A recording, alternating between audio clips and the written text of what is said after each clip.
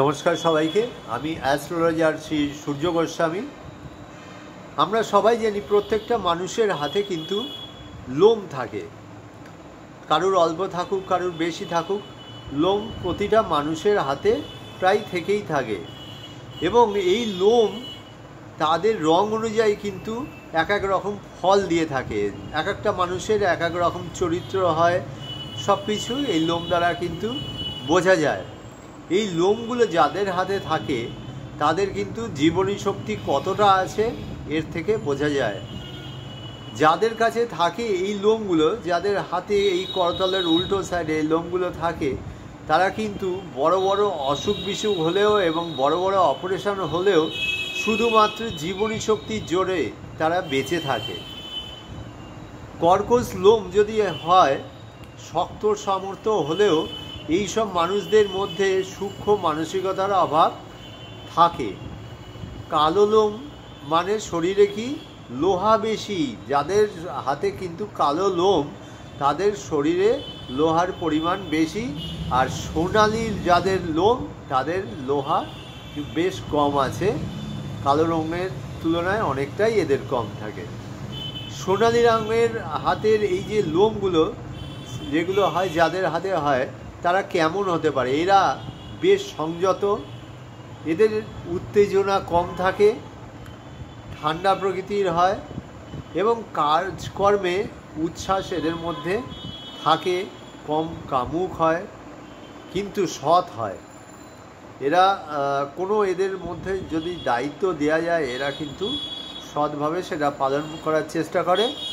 আর কালো যদি লোম হয়, কী ফল হতে পারে? কালো লোম তো আমরা অনেকের হাতেই দেখে থাকি। কালো লোমটা কিন্তু প্রচুর মানুষের, ম্যাক্সিমাম মানুষের হাতেই এই কালো লোমটা দেখা যায়। তো কালো লোম থাকলে কি হতে পারে? কালো লোম থাকলে জীবনী শক্তি এদের বেশ ভালো হয়। সোনালি যাদের লোমগুলো আছে, সেই সোনালি রঙের লোমের থেকে কালো রং যাদের লোমের হয় তাদের জীবনী শক্তি বেশ ভালো হয়, কিন্তু অস্থির প্রকৃতির হয়। এরা অস্থির প্রকৃতির হয়, আগ্রাসী হয়, কামুক হয়, বেশ সেক্স এদের থাকে, উত্তেজনা ভালোই থাকে, আবেগপ্রবণ হয়। সোনালি রঙের তুলনায় এরা কিন্তু সংযত কম, সব কিছুতে হুটহাট করে এগিয়ে যাওয়ার প্রবণতা এদের মধ্যে থাকে। সেটা গণ্ডগোল হোক, যে কোনো ব্যাপারে এদের সেই প্রবণতাটা কিন্তু অনেক বেশি থাকে।